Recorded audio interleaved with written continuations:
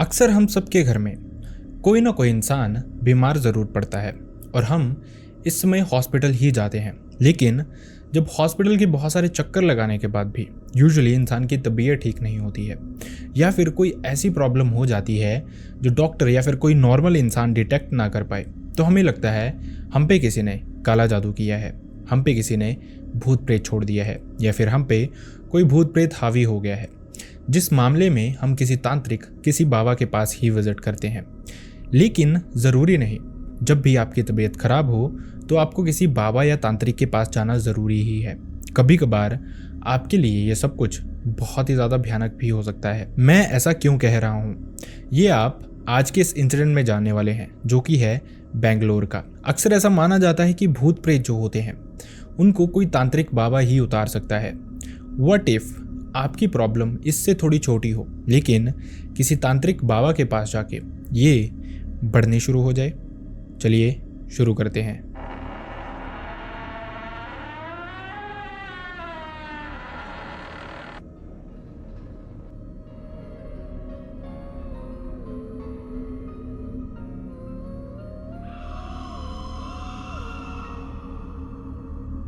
Hi and welcome back everyone. First of all thank you so much हमारी videos को इतना प्यार देने के लिए। अगर आपका प्यार इसी तरह से मिलता रहेगा तो वीडियोस भी इसी तरह से आती रहेंगी। बस अपना प्यार इसी तरह से देते रहना और हमेशा हाइप ज़रूर करना वीडियो, अगर आपको वीडियो पसंद आए तो।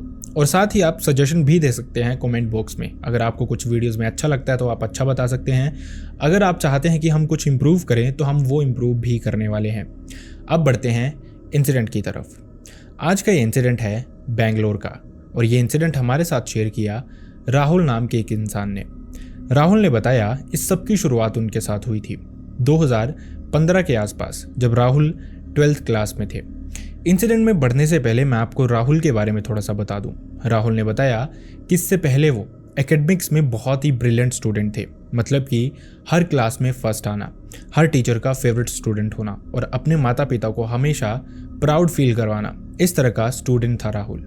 इसके अलावा अभी 12th क्लास भी बहुत अच्छी शुरू हुई थी उसकी, मतलब इसी तरह से इसी डायरेक्शन में वो जा रहा था कि आने वाले टाइम में वो 12th में भी टॉप करेगा और उसके बाद कॉलेज का तो पता ही है कि किस तरह से उसको कहाँ कहाँ पे जाना है।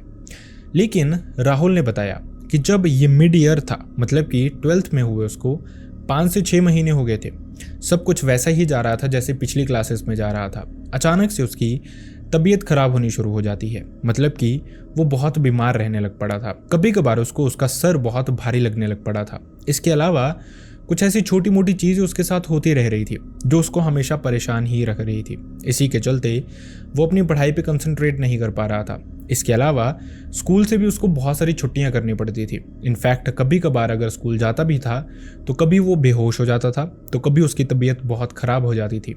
इसी के चलते अक्सर उसको घर वापस लेके आया जाता था। घर वालों ने बीच बीच में राहुल को हॉस्पिटल में भी दिखाया, डॉक्टर्स को भी दिखाया, लेकिन इसके दौरान भी दवाई लेने के बाद कभी कभार वो ठीक हो जाता था, बीच बीच में फिर से उसकी तबीयत वैसे ही खराब हो जाती थी। अब यहाँ पे फैमिली का डाउट एक ही था। फैमिली को लग रहा था राहुल पे किसी ने ब्लैक मैजिक कर दिया है और रीज़न बिल्कुल क्लियर था। फैमिली का ये कंसर्न काफ़ी हद तक जायज़ भी था, क्योंकि वो जानते थे राहुल हमेशा क्लास में टॉप करता था। अक्सर इन मामलों में आस पड़ोस वाले लोग बहुत जलना शुरू कर देते हैं और अक्सर ऐसा ही होता है, ब्लैक मैजिक का इस्तेमाल किया जाता है इन सिचुएशंस में। लेकिन क्या राहुल के साथ सच में ऐसा था? लेकिन फैमिली ने ये पर्सपेक्टिव बना लिया था। इसी के चलते जब राहुल के पेरेंट्स हर तरह के डॉक्टर के पास जाके, हर तरह के हॉस्पिटल्स में जाके थक चुके थे, तो उन्होंने रुख किया एक तांत्रिक का, जिसके बारे में वो जानते थे और जो उनके घर से ज़्यादा दूर नहीं रहता था। असल में ये जो तांत्रिक था, इसने अपनी चौकी या फिर सेटअप जो भी कहें वो अपने घर पे बनाया हुआ था। बहुत सारे लोग थे जो उसके पास आते जाते रहते थे। इसी के चलते वो फेमस भी था, काफ़ी लोग उसके बारे में जानते भी थे। जब राहुल की माँ को इस सब के बारे में डाउट होता है तो वो पहले राहुल के पिता से शेयर करते हैं, जिसके बाद वो डिसाइड करते हैं इस तांत्रिक के पास जाने का। इसके पास वो पहुंचते हैं, राहुल को थोड़ी देर बैठाते हैं। थोड़ी ही देर में ये तांत्रिक राहुल को एग्जामिन करता है, जिसके बाद वो कुछ चीज़ें बताना शुरू कर देता है। ये तांत्रिक राहुल की फैमिली को बताता है कि असल में राहुल पे बहुत भयानक ब्लैक मैजिक हुआ है और वो बहुत बुरी तरह से पोजेस्ड भी है। रीज़न सिर्फ एक है और ये सब कुछ आप ही के किसी पड़ोस के इंसान ने किया है, जेलेसी के चलते। अब आपको एक बात क्लियर होगी, ये बात हम भी हमेशा कहते हैं कि ब्लैक मैजिक करने वाले लोग जो होते हैं वो हमारे अपने ही होते हैं। यही बात ये तांत्रिक बाबा सब जानते हैं और इन्हीं बातों का ये फ़ायदा भी उठाते हैं, जो कि शायद इस केस में भी हो रहा था। आप कहीं भी जाएंगे, अगर आप पे ब्लैक मैजिक नहीं भी हुआ होगा तो भी आपको अगला इंसान यही कहेगा कि आप पे ब्लैक मैजिक हुआ है। लेकिन यहाँ की कहानी इससे भी कहीं ज़्यादा डार्क होने वाली थी राहुल और उसकी फैमिली के लिए, जिसके बाद राहुल के पेरेंट्स उसकी बात मान लेते हैं क्योंकि उनको भी यही चीज़ लग रही थी, जिसके चलते वो इस तांत्रिक को सिर्फ एक बात कहते हैं कि हमें भी ये लग रहा था कि इस पर कुछ चीज़ हुई है, लेकिन ये पोजेस्ड हमें नहीं लगता क्योंकि ये सिर्फ बीमार होता है, बाकी कुछ प्रॉब्लम इसमें नहीं आ रही। जिस पे ये तांत्रिक कहता है कि थोड़े ही टाइम में आपको ये पोजेशन भी देखने को मिलने वाला है। मतलब कि राहुल हो सकता है वियर्ड बिहेव करे, ऐसा लगे उसके अंदर कोई और ही चीज़ आ गई है और धीरे धीरे ये सब कुछ बहुत भयानक होने वाला है। राहुल की फैमिली ये सुनते ही बहुत डर जाती है, जिसके बाद वो बिना किसी प्रॉब्लम के, बिना देरी किए इस तांत्रिक को कहते हैं उनकी हेल्प करने के लिए। यह तांत्रिक उनको कुछ चीज़ें देता है, हालांकि वो थोड़ी बहुत झाड़ फूक वहाँ पे भी करता है राहुल की, जिसके बाद वो राहुल की फैमिली को कुछ चीज़ें देता है, जैसे कि एक हवन जो उनको कहता है कि रोज़ उनको उनके घर पे जलाना है। इसके अलावा वो राहुल के लिए कुछ इलायचियाँ बना के देता है। बेसिकली उसने ये सारा का सारा जो मटेरियल दिया था ये 1 हफ्ते का दिया था। उसने कहा था कि ये राहुल को खिला देना जब भी उसकी तबीयत खराब हो, और ये जो हवन है ये तो आपको डेली जलाना है।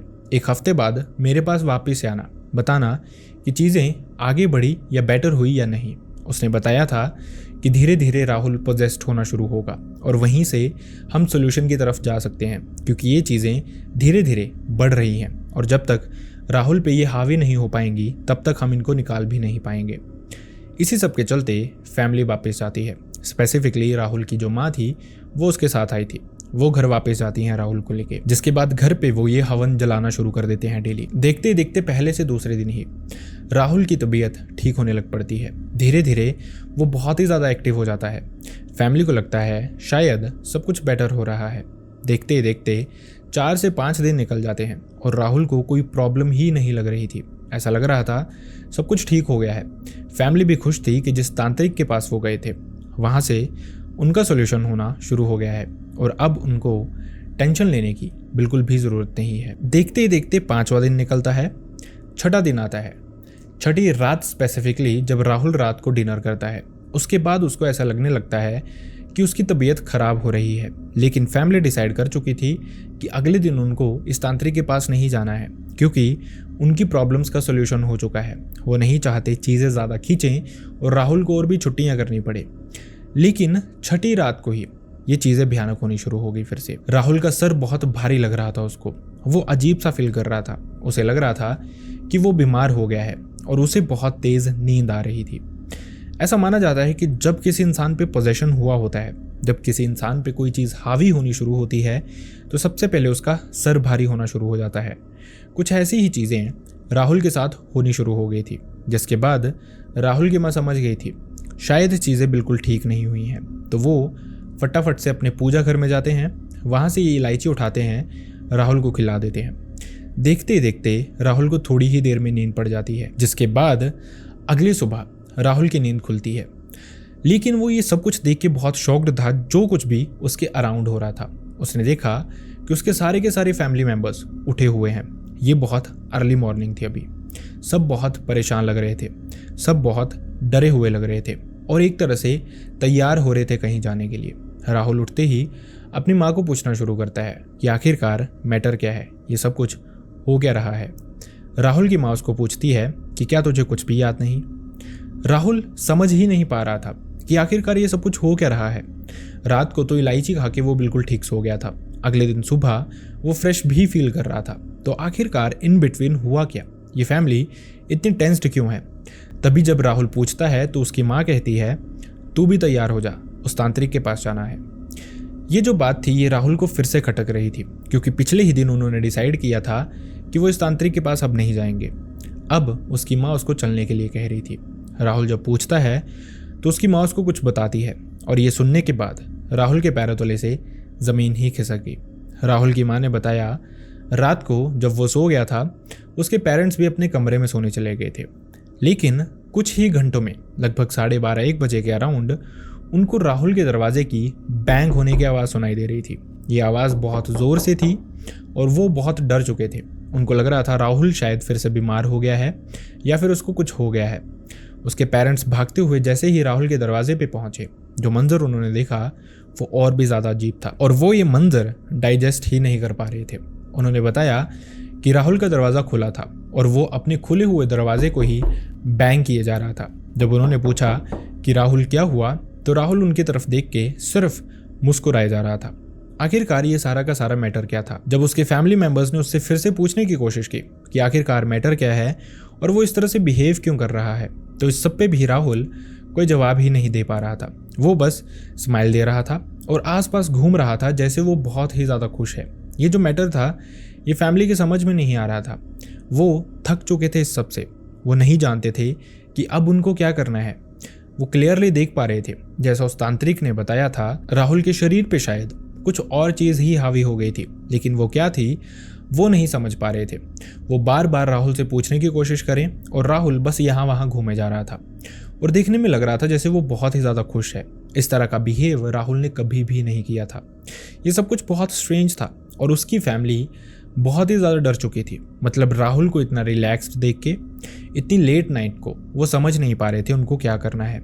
राहुल के पिता ने थक हार के उसको पकड़ लिया अपने हाथों में, जिसके बाद वो बार बार उसके कंधों को झकझोर रहे थे, बार बार उससे यही पूछ रहे थे कि आखिरकार तुझे हुआ क्या है। राहुल कोई जवाब नहीं दे रहा था, बस उनको देख रहा था, अपनी माँ की तरफ देख रहा था और मुस्कुराए जा रहा था। अब आप इमेजिन कीजिए, फैमिली मेम्बर कोई भी हो, मुस्कुराता हुआ हंसता हुआ हमेशा अच्छा लगता है, लेकिन रात का ये समय हो रहा हो, वो इंसान मोस्ट प्रोबेबली बीमार चल रहा हो और इसके बाद जब वो ऐसा बिहेव कर रहा हो तो कोई भी जवाब ना दे रहा हो। वक्त हो रहा हो रात के 1 से 1:30 बजे का टाइम। इमेजिन कीजिए ये सब कुछ, ये सारा का सारा एटमॉस्फेयर कितना भयानक रहा होगा उनके घर के लिए। राहुल के पिता को गुस्सा आता है। वो किसी भी तरह से अपने बेटे को वापस चाहते थे, जिस वजह से वो वहीं के वहीं राहुल को 2-3 थप्पड़ जड़ देते हैं, जिसके बाद अचानक से पता भी नहीं चलता और राहुल एकदम से बेहोश हो जाता है। ऐसा लगता है उसका शरीर हल्का हो गया है और कुछ बहुत भारी था उसके अंदर जो उसको एट दिस मोमेंट छोड़ चुका है। जिसके बाद उसके पिता उसको उठाते हैं, बेड पे लेटाते हैं और वहीं पे घूमते रहते हैं। सिर्फ सुबह होने का वेट कर रहे थे, क्योंकि ये मंजर इतना भयानक था। एक 12th में पढ़ने वाला उनका बेटा इस तरह से बिहेव कर रहा था, ये सब कुछ उन्होंने पहली बार देखा था और इसी के चलते वो सिर्फ वेट कर रहे थे कब कब सुबह होती है और कब वो इस तांत्रिक के पास वापस जाएंगे। वैसा ही होता है, जब सुबह राहुल उठा तो उसको कुछ भी पता नहीं था, लेकिन अब वो समझ चुका था कि चीज़ें भयानक होनी शुरू हो गई हैं उसके साथ। वो फिर से राहुल को भी अपने साथ लेके इसी तांत्रिक के पास आते हैं। वहाँ पे बैठते हैं, तांत्रिक से बातचीत होती है। वो इस तांत्रिक को सब कुछ बताते हैं कि इस तरह की चीज़ें राहुल के साथ होनी शुरू हो गई थी। तांत्रिक मुस्कुराता है और कहता है कि मैंने आपको पहले ही कहा था, ये चीज़ें धीरे धीरे होने वाली हैं। ये जो पोजेशन है, इसके अंदर जो चीज़ें डाली गई हैं वो आपको क्लियरली दिखनी शुरू हो जाएंगी, लेकिन चिंता मत कीजिए, थोड़े ही टाइम में इन चीज़ों का सोल्यूशन भी हो जाएगा। राहुल ठीक भी हो जाएगा। आपको यही सब कुछ इसी तरह से रिपीट करते रहना है। राहुल की फैमिली को ये तांत्रिक फिर से वही चीज़ें देता है। ये हवन देता है, इलायची देता है एक और हफ्ते के लिए और कहता है कि जब भी आपको कोई प्रॉब्लम लगे आप राहुल को ये इलायची ही खिलवा देना। जिसके बाद फैमिली फिर से वापस चली जाती है और फिर से सब कुछ वैसे ही होना शुरू हो जाता है। लेकिन इस बार जो राहुल था वो डे 1 से ही अजीब सा बिहेव करना शुरू कर चुका था। मतलब कि पहली ही रात उसको अचानक से ये सर दर्द होनी शुरू हो जाती है, वो बीमार होना शुरू हो जाता है। राहुल की माँ उसको फिर से इलायची खिलाती है, जिसके थोड़ी ही देर बाद राहुल बहुत बेटर फील कर रहा था। फैमिली को लगता है शायद जैसा उस तांत्रिक ने बताया, चीज़ें अपने आप ठीक होती जाएंगी धीरे धीरे, और वही सिम्टम्स शायद उनको राहुल में दिखने भी लगे थे। लेकिन इसी सब के चलते जब वो बीमारी से ठीक होता था, जब वो बहुत एक्टिव एनर्जेटिक फील करता था, तो अचानक से पोजेस्ड हो जाता था। और जब पोजेस्ड हो जाता था उस दौरान फिर से राहुल की माँ उसको इलायचियाँ खिलाती थी। लेकिन यहाँ पे एक सोचने वाली बात थी जो कि बहुत सस्पिशियस थी, राहुल के पेरेंट्स को भी बहुत अजीब लगी। जब राहुल पोजेस्ड होता था उसके अंदर कोई और चीज़ आती थी और राहुल की माँ उसको ये इलायची खाने के लिए देती थी, तो राहुल बिना अपोज किए, बिना कोई प्रॉब्लम क्रिएट किए ये इलायची खा लेता था। ऐसा कैसे पॉसिबल था कि उसके अंदर कोई पावरफुल प्रेत था, भूत था या फिर आत्मा थी, और वो उसको अलो कर रहा हो वो चीज़ कंज्यूम करने के लिए जिससे उसको तकलीफ हो या फिर जिससे राहुल ठीक हो जाए। ये चीज़ उनको पॉसिबल नहीं लग रही थी। हालांकि जैसा उस तांत्रिक ने उनको बताया था वो वैसा ही करते जा रहे थे। धीरे धीरे ये सब कुछ बढ़ता जा रहा था। दोबारा ये सामान लेके आने के बाद भी उनको 4 से 5 दिन हो गए थे, लेकिन चीज़ें कंट्रोल में नहीं आ रही थी, उल्टा और भी परेशान कर रही थी। धीरे धीरे उनको लग रहा था इस हफ्ते उनको फिर से इस तांत्रिक के पास जाना ही पड़ेगा। इसी सब के चलते जो राहुल के पिता हैं वो बहुत परेशान हो चुके थे। मतलब कि ऑफिस में भी वो हमेशा स्ट्रेस्ड ही रहते थे। ये टेंशन, ये प्रॉब्लम उनके चेहरे पे दिखनी शुरू हो गई थी। और वो जब ऑफिस में जाते हैं तो वहाँ पे एक कलीग था जो कि उनका बहुत ही अच्छा दोस्त था, और वो पढ़ लेता है राहुल के पिता का चेहरा कि वो किसी तरह की प्रॉब्लम में है। लेकिन प्रॉब्लम क्या है यही वो राहुल के पिता से पूछता है। अब जो राहुल के पिता हैं उनका वो बहुत अच्छा दोस्त था, इसके चलते वो कुछ भी नहीं छुपाते, सब कुछ क्लियर उनको बता देते हैं। ये कहते हुए कि वो समझ ही नहीं पा रहे, उनको ऐसा लग रहा है कि उनका बेटा धीरे धीरे बहुत वीक होता जा रहा है, बहुत परेशान होता जा रहा है, और मोस्ट प्रोबेबली इस बार 12th क्लियर भी नहीं कर पाएगा क्योंकि उसकी पढ़ाई ही प्रॉपरली नहीं हो पा रही थी। वो बहुत ही ज़्यादा परेशान थे। उन्होंने सब कुछ उनको बताया, जिसके बाद राहुल के पिता के ये दोस्त उनको एक जगह लेके जाते हैं। और शायद ऐसा कहा भी जाता है कि जब प्रॉब्लम बहुत बढ़ जाती है, जब कोई इंसान बहुत परेशान हो जाता है, तो भगवान किसी न किसी रूप में हमें बचाने के लिए ज़रूर आते हैं। ऐसा ही उनके साथ भी होता है। ये इंसान राहुल के पिता को अपने ससुर के पास लेके जाता है। ये जो इस इंसान का ससुर था ये भी तांत्रिक था, ये भी भूत प्रेत भगाने का काम करता था।